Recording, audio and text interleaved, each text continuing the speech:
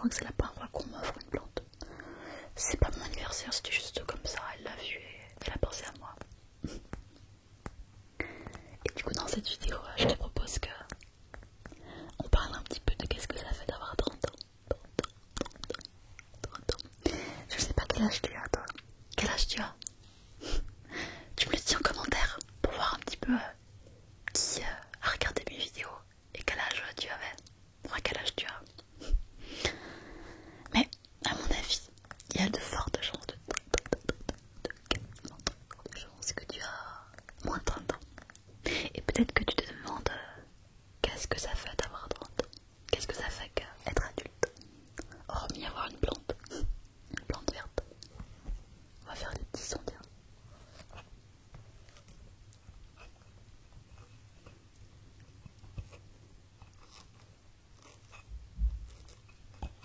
Je vais écouter. On dirait du plastique. C'est rigolo. Elle est rigolote cette plante. Hein. Il y a quoi? Il y a plusieurs branches. Il y en a une,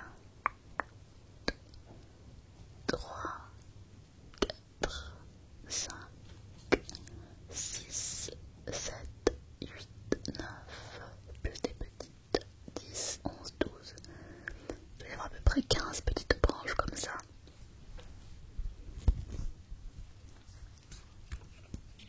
Oula, je vais pas trop l'appuyer dessus, ça va lui faire mal.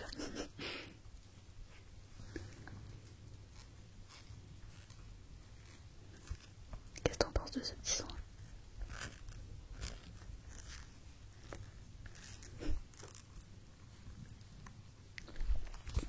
Bref, ça c'était la petite plante. Donc qu'est-ce que ça fait avoir 30 ans? Si t'as 30 ans, j'aimerais bien que tu me dises aussi ce que t'en penses. Mais moi ça fait plusieurs années que maintenant je me considère comme adulte. Je pense que ça a commencé vers mes 25 ans.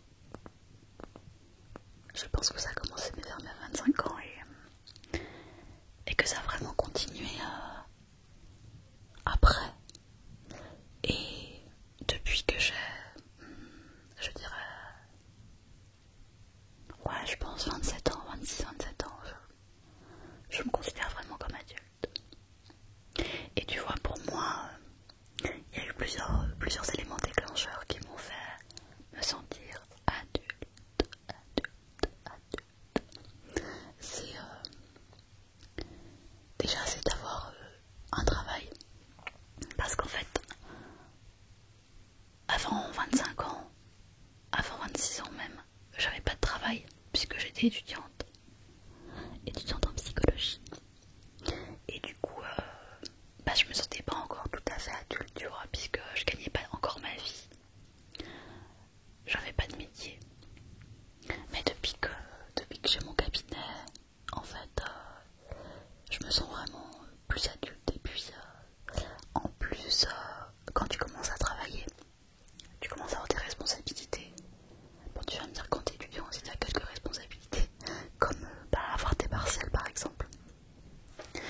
Mais t'as des responsabilités aussi par rapport aux autres parce que, contrairement aux études, tu dois rendre des comptes aux autres personnes. Il y a les voisins qui sont en train de faire du bruit, ça donne vraiment mal.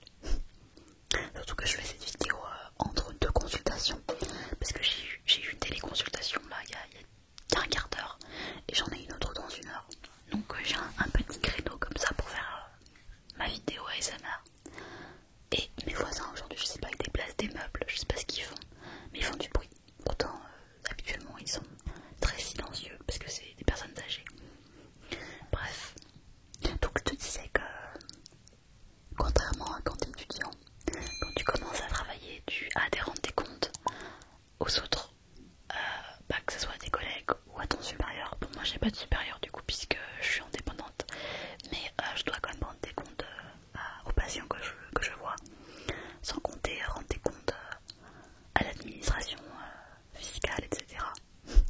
Donc, c'est là que tu commences à te dire ah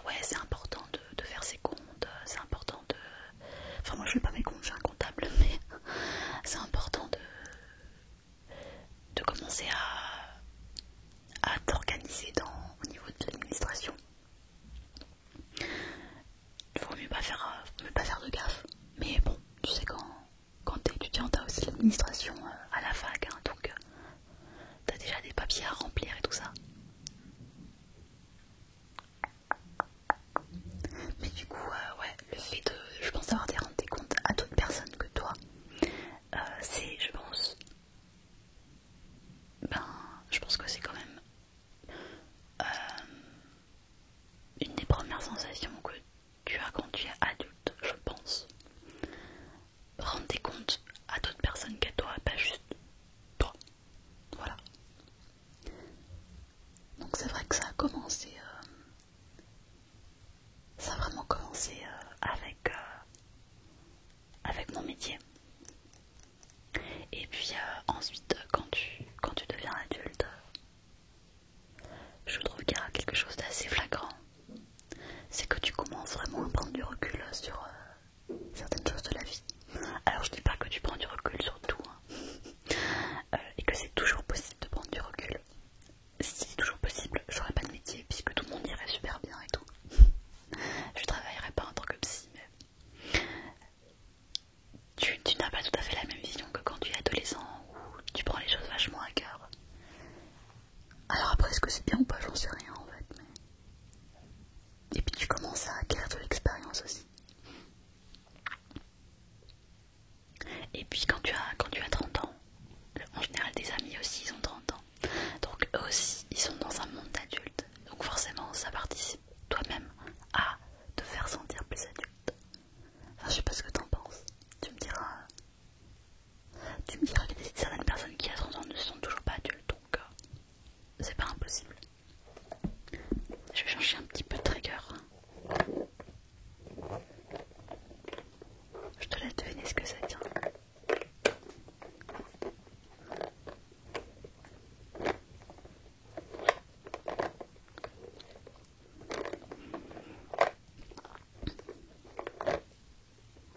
Alors t'as deviné qu'est-ce que c'est comme petit objet?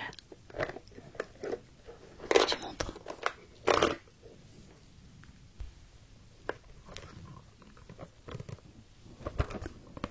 C'est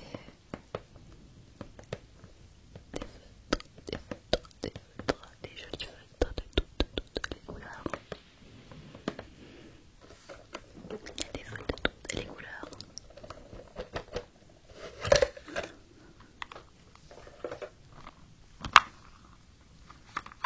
C'est une vidéo qui n'est pas très préparée comme tu le remarques, mais du coup j'ai quand même décidé de choisir des objets un petit peu différents d'habitude pour faire quelques triggers ensemble.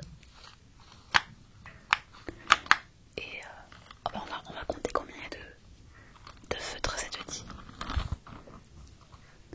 Alors attention, un feutre, 2, 3, 4,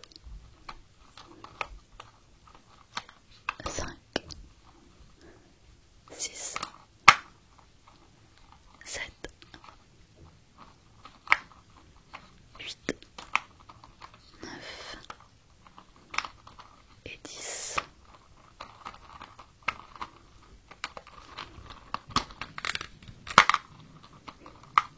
11,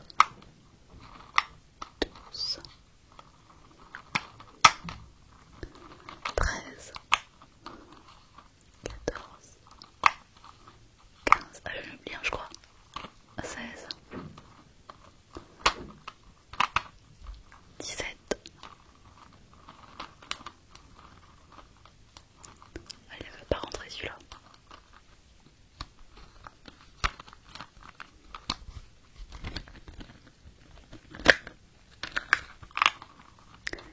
18, 19 et 20. Et comme tu remarqueras sur ces stylos, sur ces petits feutres, ils sont pas du tout rangés par couleur.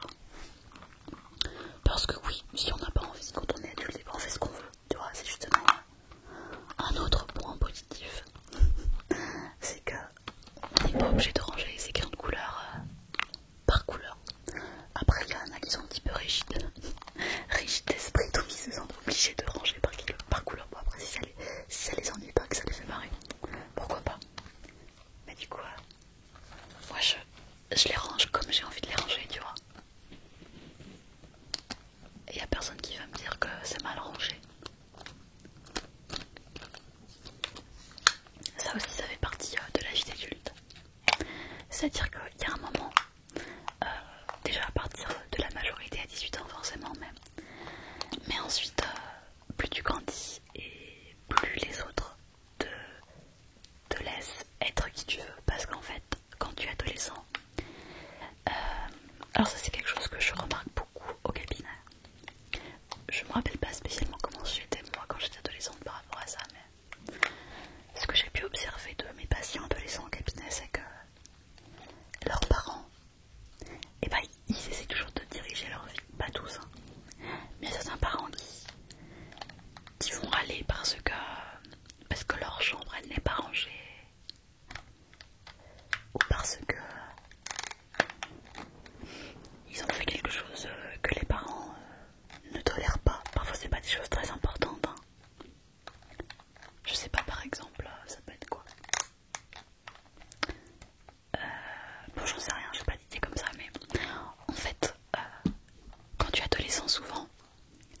faire ce que tu veux, mais en même temps t'as des parents qui sont là pour te dire ce que tu dois faire ou ne pas faire. D'un côté, c'est bien quand même qu'ils soient là parce que même si t'es adolescent, il y a quand même des limites à avoir et parfois quand on est ado, on peut ne pas se rendre compte de tout puisque comme je te l'ai dit, on manque un peu de recul. On manque un petit peu de recul sur la situation. Donc c'est important que les parents soient là quand même pour mettre des limites. Mais malgré tout, des fois les limites elles sont pas, pas pertinentes et dépendantes du caractère de chacun. Peut-être que ton père il est comme ça, mais que toi t'es différent. Et du coup ça peut clasher à la maison, mais quand tu es adulte, surtout si tu es indépendant bien sûr, au niveau, enfin si tu habites ton propre chez toi, tu peux faire ce que tu veux du coup. T'as plus personne qui est là pour te surveiller et te dire si c'est bien ou mal. Ça peut être un inconvénient pour certains, je suis d'accord. Il y en a qui ont encore besoin que leurs parents soient là, ça dépend des gens. Mais moi c'est vrai que autre chose aussi qui m'a fait je pense me sentir adulte, c'est quand tu gagnes en autonomie, le fait d'avoir le permis. Ça c'était une grande étape je pense aussi. Moi j'ai eu le permis à 18 ans, mais je pense que c'est une grande étape dans le fait de se sentir adulte parce que c'est la première chose que tu as où tu peux partir en fait librement. Encore plus si tu as ta voiture. Moi j'ai eu ma voiture assez tard parce que j'avais oula.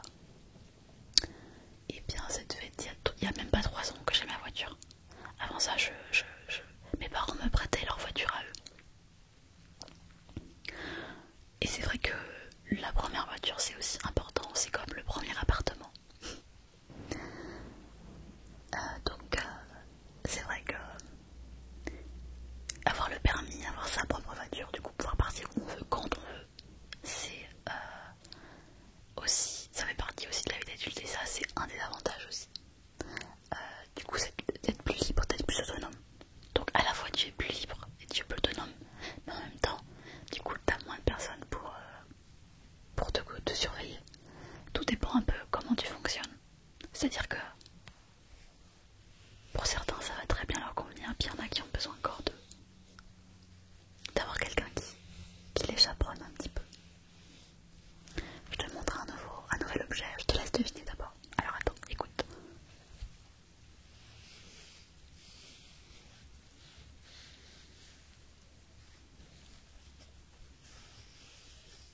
Déjà tu peux retrouver la matière. Et alors, écoute.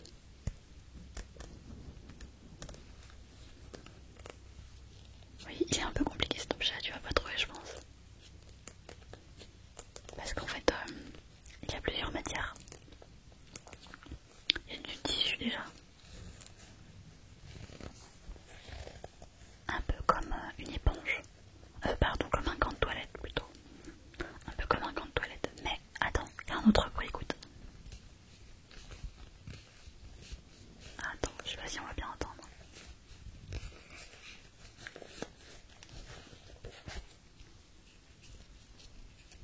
Qu'est-ce que c'est que ça comme matière? Tu reconnais?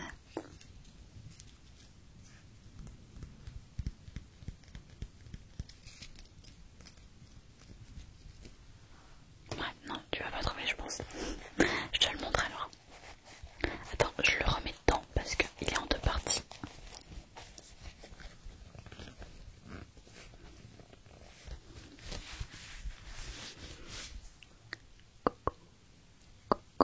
Best friend. Là, regarde, c'est écrit. Best friend. Et c'est un petit chat, t'as vu? Tout petit chat.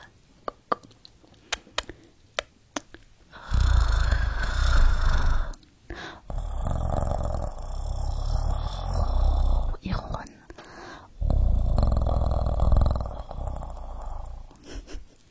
Il ronronne. Voilà, c'est une petite bouillotte pour les mains. Un chauffe-main.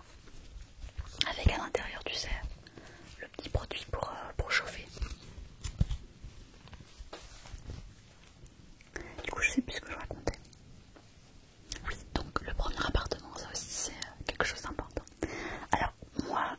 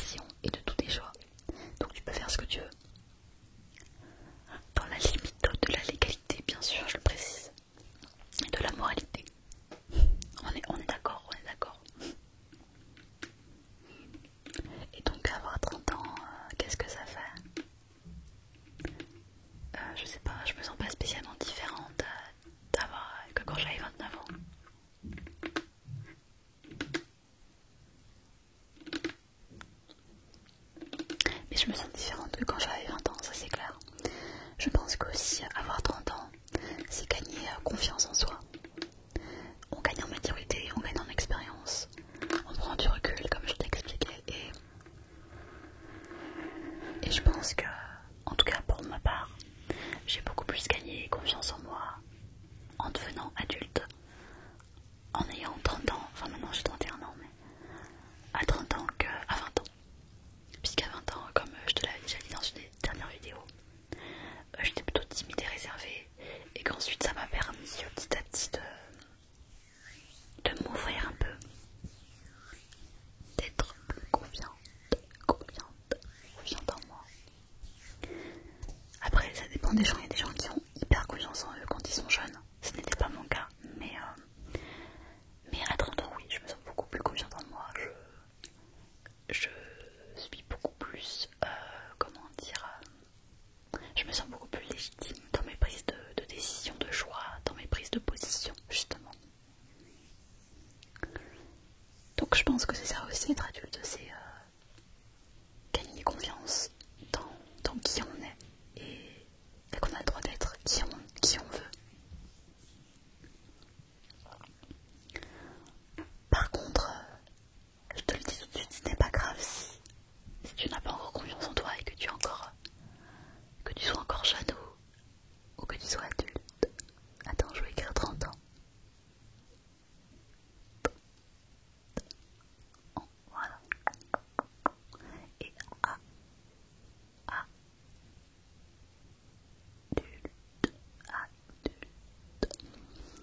parce que ça se gagne petit à petit la confiance en toi. Peut-être que tu as déjà 30 ans ou que tu vas bientôt les avoir et que tu ne te sens pas adulte du coup. Bon, c'est pas très grave en fait. Ce qui compte c'est de se sentir bien, je pense. Ça me fait penser à une amie. Enfin une amie. Je vais pas rentrer dans le détail parce que je la considère plus vraiment comme une amie.